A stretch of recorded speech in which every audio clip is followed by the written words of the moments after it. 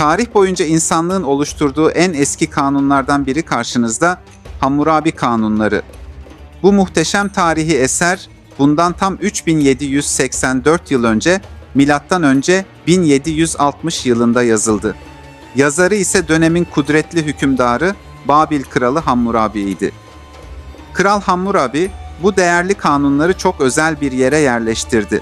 Babil'in en kutsal mabedi olan Esagila Tapınağı'nın girişine devasa bir taş üzerine kazıttı. Bu tapınak, şehrin koruyucu tanrısı Marduk'a adanmıştı. İlginç olan şu ki, Hammurabi bu kanunların ilahi bir kaynağı olduğunu söylüyordu. Ona göre kanunları bizzat Tanrı Şamaş yazdırmıştı. Bu inanış sayesinde kanunlar halk tarafından kutsal kabul edildi ve harfiyen uygulandı. Bu eşsiz tarihi hazine yüzyıllar boyunca kumların altında gizli kaldı. Ta ki 1901 yılına kadar. O yıl Fransız arkeolog Vincent Scheil, İran'ın Huzistan bölgesinde tarihin bu benzersiz eserini keşfetti. Bugün ise bu muhteşem kanun taşı Paris'teki dünyaca ünlü Louvre Müzesi'nde sergileniyor. Şimdi gelin, bu tarihi kanunların içeriğine daha yakından bakalım. Hammurabi kanunları tam 282 maddeden oluşuyor. Ancak ne yazık ki zamanın acımasız etkisi 66 ve 99. maddeler arasındaki 33 madde bugün okunamayacak kadar zarar görmüş durumda. Peki ya 13. madde nerede mi? İşte burada çok ilginç bir detay var.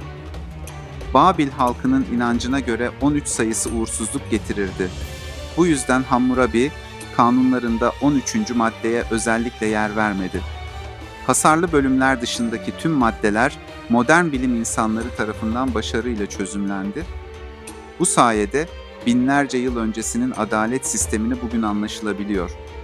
Hammurabi kanunları sadece basit kurallar değil, tam bir yaşam rehberiydi. Bu kanunlar günümüzde bile şaşkınlıkla karşılayacağınız modern düzenlemeler içeriyordu. Örneğin Hammurabi kanunları, şifalı bitkilerin hastalıkları nasıl iyileştireceğini anlatan ilk yazılı belgelerden biri. Dahası var, işçi hakları mı? Evet, bundan 4000 yıl önce bile düşünülmüştü. Kanunlarda asgari ücret düzenlemesi vardı. Yani işverenler çalışanlarına belirli bir miktarın altında ödeme yapamazdı. Peki ya ekonomi? Hammurabi finansal sistemi de düşünmüştü. Borç alma, faiz oranları ve ticari anlaşmalar. Hepsi bu kanunlarda detaylıca yer alıyordu. Aslında bu kanunlar modern hukukun temelini atan bir ansiklopedi gibiydi. İçinde medeni hukuk düzenlemeleri, miras paylaşımı kuralları, ticaret kanunları ve tabii ki ceza maddeleri. Hepsi en ince ayrıntısına kadar düşünülmüş ve yazılmıştı. Mesela evlilik ve hasta hakları konusunda günümüze bile örnek olabilecek bir düzenleme içeriyor. Kanun diyor ki, bir adam evlendiği kadın hastalandığında onu terk edemez. Ama dahası var.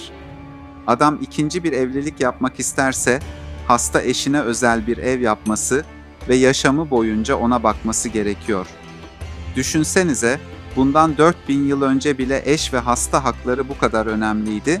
Hammurabi, hasta bir kadının sokağa atılmasını değil, tam tersine özel olarak korunmasını emrediyordu. Bu madde bize gösteriyor ki, Hammurabi kanunları sadece ceza vermek için değil, toplumun zayıf kesimlerini korumak için de vardı. Gelelim Hammurabi kanunlarının belki de en çarpıcı bölümüne, ceza hukuku. Bu kanunlarda her şey çok netti.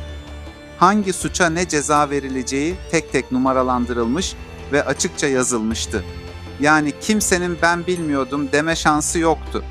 Fakat işin ilginç yanı şu ki, bazı durumlarda delil bile aranmıyordu. Peki nasıl karar veriliyordu? İşte burada işin içine tanrılar giriyordu. Özellikle delille ispatlanamayan suçlarda Babilliler çok ilginç bir yöntem kullanıyordu. Şüpheli kişi ölümcül bir sınavdan geçiriliyordu. Eğer bu sınavdan sağ çıkarsa ne mi oluyordu? İnanışa göre tanrılar o kişinin suçsuz olduğuna karar vermiş demekti. Yani bir nevi ilahi adalet sistemi devreye giriyordu. Bu sistem bize gösteriyor ki, Babilliler için adalet sadece insanların elinde değil, Aynı zamanda tanrıların da kontrolündeydi. Her suçun mutlaka bir karşılığı vardı. Ya dünyevi mahkemede ya da tanrıların huzurunda. Öncelikle şunu hatırlatalım. İnsanlık olarak eşitlik kavramını tam anlamıyla benimsememiz çok uzun sürdü. Düşünün ki daha 1994 yılına kadar dünyanın bazı yerlerinde siyahiler ve beyazlar aynı otobüse bile binemiyordu. Peki 4000 yıl öncesinin Babil'ine dönersek ne görüyoruz? Evet, Hammurabi kanunlarında belirgin bir sınıf ayrımı vardı.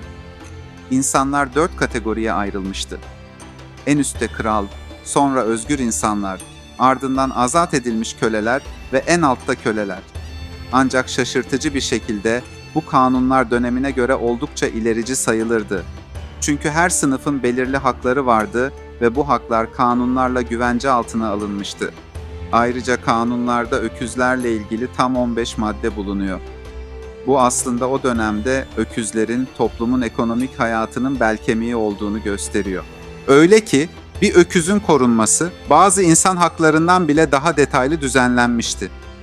Çoğu kişi Hammurabi kanunlarını tarihin ilk yazılı kanunları olarak bilir.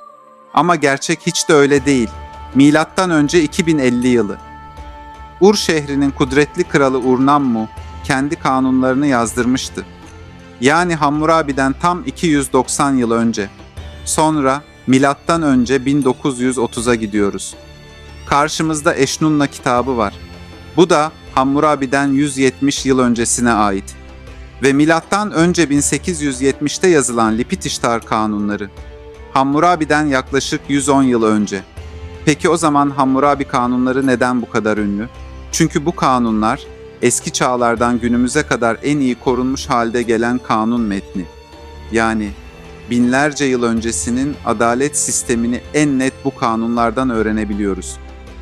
Şimdi size Hammurabi kanunlarından bazı çarpıcı maddeler, 3. madde diyor ki, bir adam başka birini suçlar ve bunu kanıtlayamazsa, eğer suçladığı şey ağır bir suçsa, kendisi ölümle cezalandırılır. Şaşırdınız değil mi? 4000 yıl önce bile suçu kanıtlanana kadar herkes masumdur ilkesi vardı. Bu, günümüz hukukunun temel taşlarından biri olan masumiyet karinesinin ta kendisi. Peki ya diğer suçlar? Hammurabi bu konuda çok netti. Tecavüz suçu işleyenleri ya idam ediyor ya da hadım ediyordu. Cinayet işleyenlerin cezası kesinlikle ölümdü. Aile içi şiddete karşı da son derece katıydı. İşte size 195. maddeden çok sert bir örnek. Eğer bir çocuk babasına el kaldırırsa, o elleri balta ile kesilir. Bu cezalar bize iki şey anlatıyor. Birincisi, o dönemde suç ve ceza arasında kısasa kısas anlayışı vardı. İkincisi ise, aile kurumu toplumun temeli kabul ediliyor ve ciddi şekilde korunuyordu. 215 ve 225. maddeler arasında çok ilginç bir bölüm var. Bu 10 madde, doktorluk ve veterinerlik mesleklerini düzenliyor. Hem alacakları ücretler belirlenmiş, hem de, dikkat edin, yaptıkları hatalar için alacakları cezalar. Peki, ya kadın hakları? Kanunlar, kadına yönelik şiddeti cezalandırıyor. Ancak burada ilginç bir ayrıntı var. Eğer şiddet sonucu düşük olursa, ceza para ödemek. Ama dikkat, ödenen para miktarı, kadının hangi sınıftan olduğuna göre değişiyor. Kısasa kısas deyince aklınıza ne geliyor? Göze göz, dişe diş değil mi? İşte size çarpıcı 2 madde. Madde diyor ki, bir adam başka bir adamın gözünü çıkarırsa, onun da gözü çıkarılır. Ama 208. madde bambaşka. Bir adam kölesinin gözünü çıkarırsa, sadece kölenin değerinin yarısını öder. Aynı suç, farklı cezalar. Neden? Çünkü Babil toplumunda sınıf ayrımı çok keskindi. Yani bu meşhur kanunlar, göründüğü kadar eşitlikçi değildi. Zenginler ve üst sınıf mensupları için ayrıcalıklar vardı. Para, o zamanda da bazı şeyleri değiştirebiliyordu. Bu kanunlarda kölelik, yasal bir kurumdu. Hatta öyle ki köle alışverişi bile detaylı şekilde düzenlenmişti. 278. madde, bir kişi köle satın aldığında, köle bir ay içinde hastalanırsa ne mi olur? Tıpkı günümüzdeki garanti belgesi gibi, köleyi geri götürüp paranızı geri alabilirdiniz. Kanunların giriş kısmında çok önemli bir cümle var. güçlünün güçsüzü ezmesini önlemek. Bazı tarihçilere göre bu kanunlar Hammurabi kendini adil bir kral olarak göstermek için propaganda malzemesi olarak kullandı.